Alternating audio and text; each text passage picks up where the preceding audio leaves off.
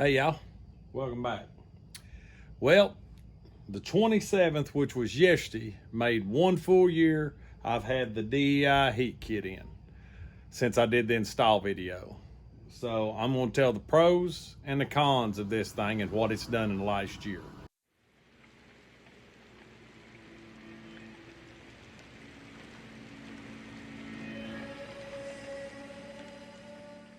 One of the ways we're going to use to judge this is I have some heat indicators that we had at work, and they're to show what percent stuff is, but it does show the Fahrenheit. So I'll show you what we're going to be using here. We're going to place one in the floorboard of the Pioneer, one in the seat, and one in each back floorboard. As you can see, they're all really close to, this one here's reading 1 degree over than the other one. So, well, it's 74.3, 73.0, 72.8, and 72.5. So we'll get these placed in the Pioneer, and then we're going to take a ride. It's been 1 year to yesterday that I installed the DI installation kit. Overall, I am super pleased. We got up at 100-degree digits last summer.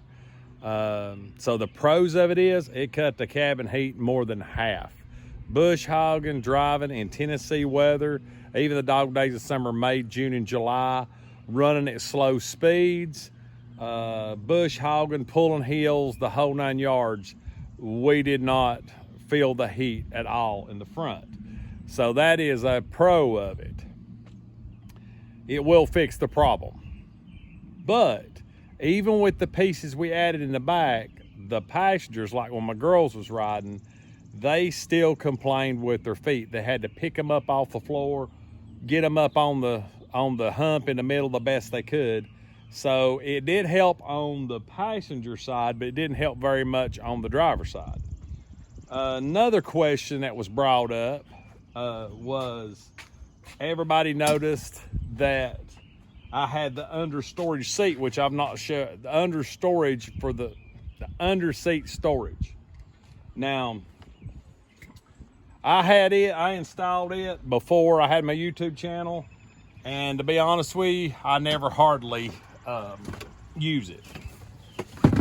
Now, as you can see, the kit is split in 2 spots. It's not that bad to pick up and get what you need. I do have a few things in there. I hardly ever use it. So it's not that big of a deal. I mean, you can put this pin back in and you can get to it. You know, aggravating period, it ain't really got to do with the DI kit. It's a matter of taking the seat off. So the other question was the center. With the DI kit and the kits that come, you know, the different kits you can buy, it says to take that piece of foam out behind this rubber piece. Well, actually, this rubber piece is one of the pieces that this piece, the outside piece, is what Honda put on to knock some of the cabin heat off the middle person riding in the side-by-side. My 18 come with it, and they were supposed to add a piece of insulation behind it. Now, there is a big foam piece that's 3 inches by 8 inches. I did not take mine out. Even though it recommended it, I went ahead and put the cover on and put the pins back in, and it has not been an issue at all. Like I said, it has really helped with the heat. I would recommend this to anyone. Now, people are using, I'm getting a lot of messages and stuff that people are using windshield deflectors. They put in their windshield, or getting other kinds of insulation and sheets instead of buying the pre-cut form straight to the Pioneer. And they seem to be liking it. You know, it's staying in place. They're poking the same holes and just kind of going by the video or going by what they can figure out where to cut it. And they're seeing improvement, but it ain't cutting the cabin heat out. But this was a major help. And it's not always the Pioneer people that are the Pioneer people that's having the problems. The Can-Ams, my cousin had a Can-Am Commander. He had a lot of excessive heat. My uncle's T-Rex, he has a 2008 T-Rex. It has a lot of heat. All of them have a lot of heat. But on the Hondas, the engine don't run in between the seats. It's mid-engine down below, so you can get, it's got more seating capacity. But anyway, they've got all different kinds for different ones. Now, what we're gonna do is, with these temperature rating things, we're gonna put one in the floorboard on each side of the back. And then I'm gonna put my seat back on, and we're gonna put one up here.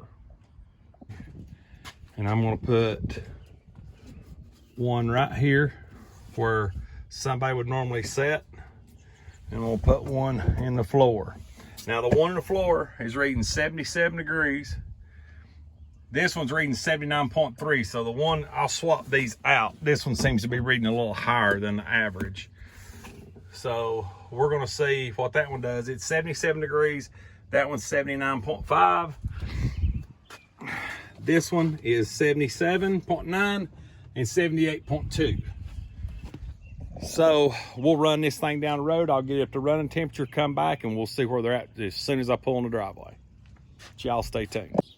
All right, just pulled back in the driveway. I drove it 8 miles and then went real slow through some fields and stuff to make sure it got up to running temperature. Now remember, I've got a full windshield. I don't have nothing to let air in besides what was coming in the sides. So we'll check the front first.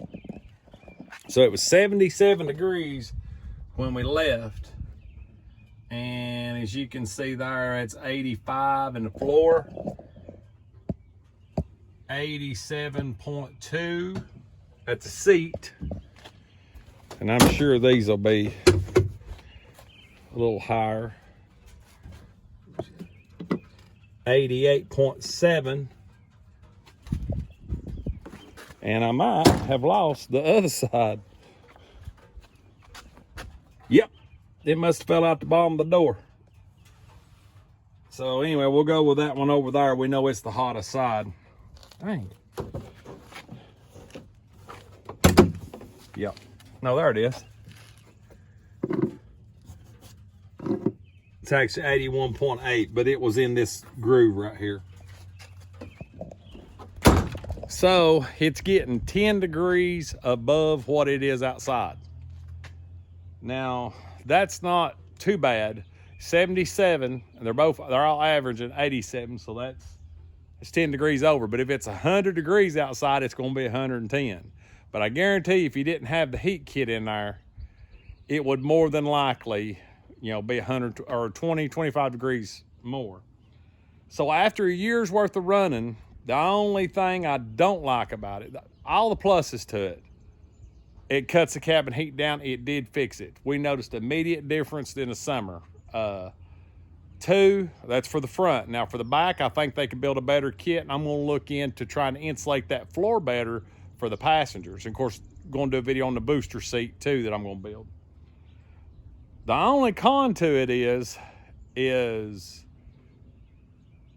you don't have no heat in the winter. So when I'm deer hunting, this thing does not get, I mean, it does not warm up hard at all. You can't hardly feel no heat.